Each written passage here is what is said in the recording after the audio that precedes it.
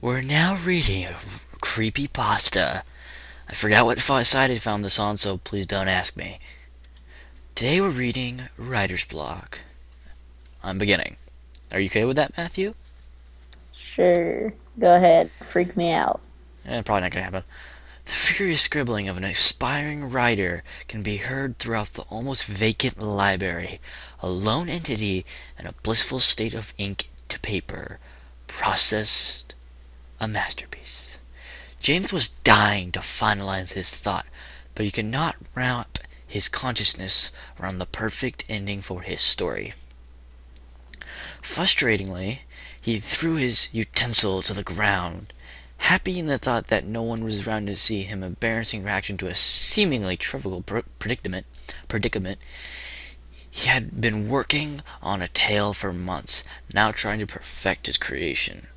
But he did not care for temporal matters.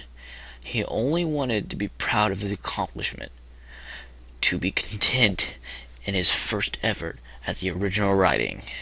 He laughed at the silly thought of just never finishing his work, that he would be doomed to endlessly staring at his incomplete narrative. And earlier in life, James was often shunned for his interest in writing. He was labeled as an outcast for dabbling in the arts, but he cared not for the opinion of others. Now that he was in college, the notion of something devoting their life to writing was not as ridiculous. He felt pleased in the fact that he was no longer to defend his love, and he could finally focus on it. Writing, however, was harder than he was willing to admit. Every idea was taken and written in a better manner than he could not ever hope to achieve. That wouldn't stop him, though. He had decided long ago that he would bring forth his true passion to tangible fruits, regardless of the odds against him. He had read countless books on all manners of subjects, longing to be inspired, but never held his breath when delving into a new genre. All too often he would sigh in disapproval at the choice of material, but one category never displeased him. I'm moving down. Horror was an emotion James felt was neglected in modern society. It was a feeling most people wanted to forget as necessary to the human condition. James was saddened at the thought that he could not remember a time when he was truly terrified. What annals of his mind were untapped simply because he had not experienced the full range of national stigmas? The question depressed James. He wanted to live the sensations and found much into the solution to his problem regarding by reading. By reading, James could react to scenarios he could never truly experience. He objected to that horror was the only genius of writing that could satisfy his emotional cravings. Stories of ancient artifacts, of evil entities, of rituals of murders all circled his dorm room. But his favorite story dealt into a demon-like persona named Yendismea, who prevented a scientist from discovering hidden truths about the universe. James enjoyed the particle read wholly because it made him feel like there was more to the world than just reality. These books transported him to another thread of the cloth of existence, and he would enthralled in the escapist mentality of submerging oneself. Too many big words. Too many. Any comments so Uh, far? Go on. Okay. James jumped into whatever of his trailing thought. Damn it! I have to focus if I ever want to finish this, he thought to himself.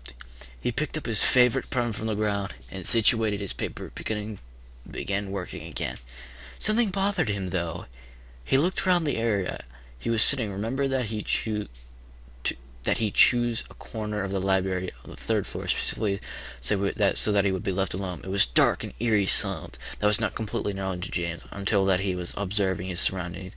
He started to sweat, but ignoring his uncomfortable state of light of the fact that he needed to finish his story. He quickly dismissed the premonition and began to. "What are you doing here all alone?" I said that wrong. "What are you doing here all alone?" "All alone," said the friendly voice coming from the new figure sitting across from the one's empty chair. "How'd you get here without me noticing?" James replied. somewhat unsteadily, fearing the response. "I guess I've always been so quiet," said the girl with a certain charm about her. "What is your name?" "Sydney." James pondered the surreal nature of what was happening. He didn't know why, but he felt sick and disturbed at the occurrence of presenting itself. "You're getting horny." The dark, musty corner of the library thickened, and he felt unable to breathe steadily. James suddenly panicked inside of himself. He felt as though he wasn't supposed to be here, as if he was breaking some unencoded life. He found himself unable to start directly at Sydney, and he was trying to distance himself from the situation. Trust me, I've always felt like that when around a girl, especially when she's hot. Any comments, Matthew?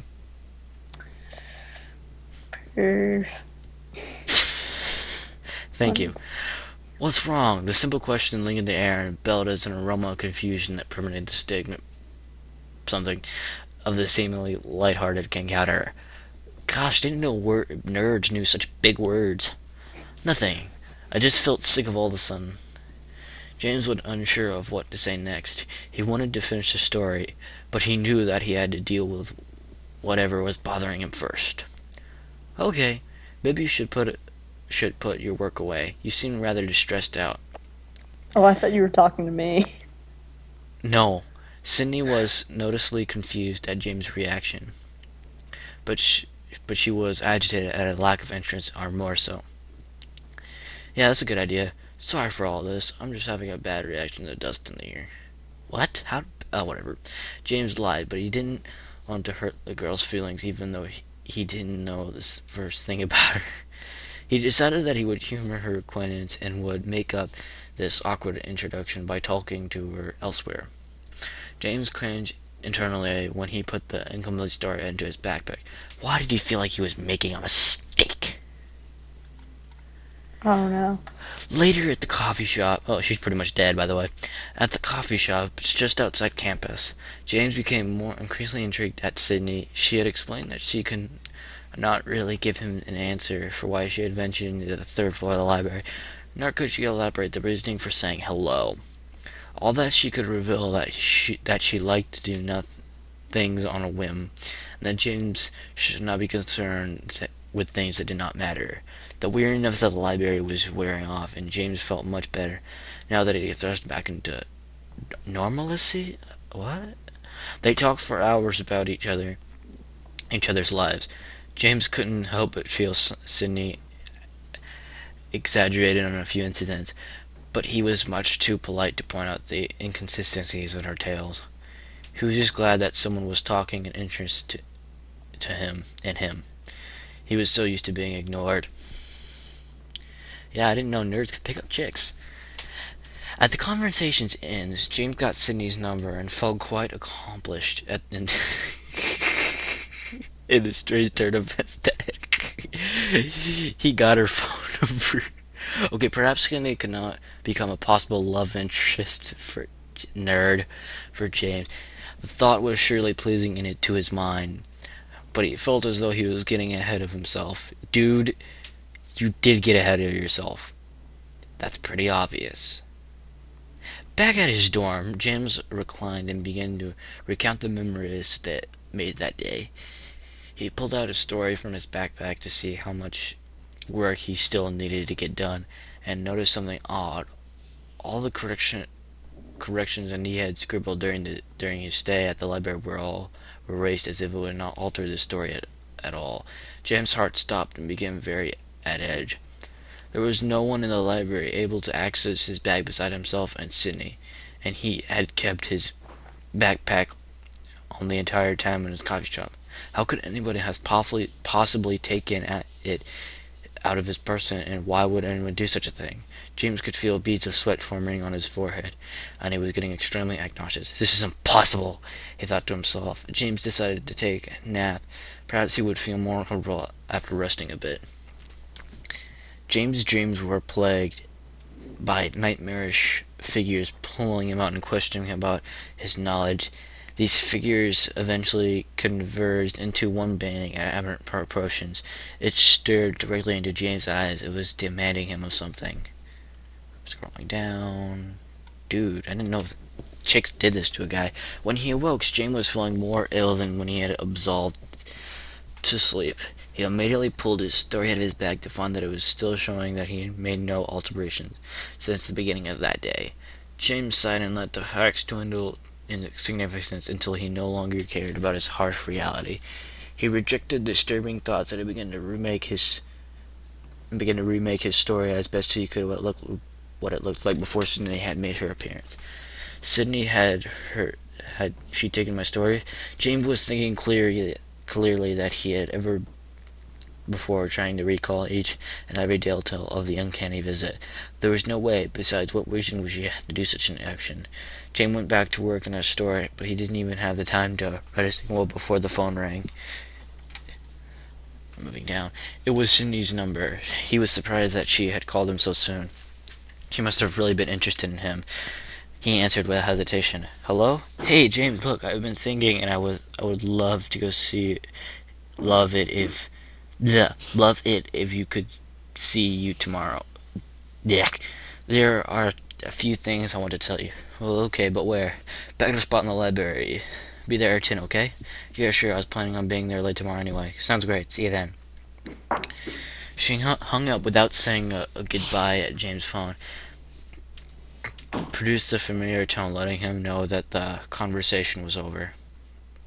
In case it wasn't obvious, James placed the phone on his desk and smiled to himself. He was happy that I was seeing her again, because he had secretly longed for someone to care about him for a long time. Ah, almost cute.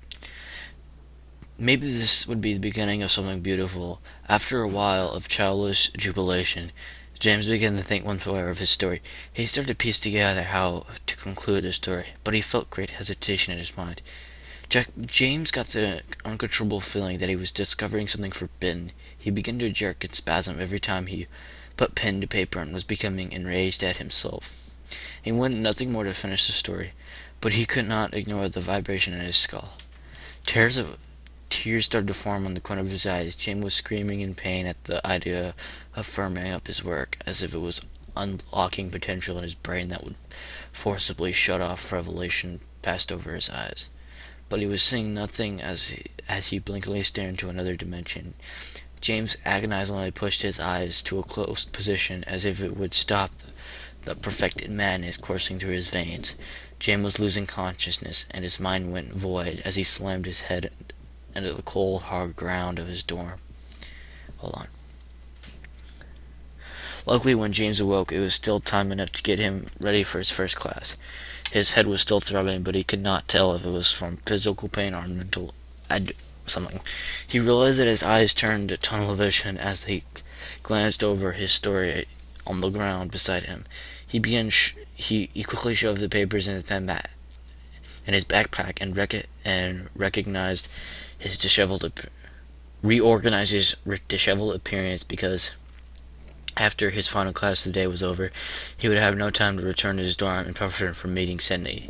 He left his dwelling with the determination to keep his mind from numbing him, but he knew he would be unable to prevent another apocalypse in his was something, for his cerebral being in the emergence was onsetting.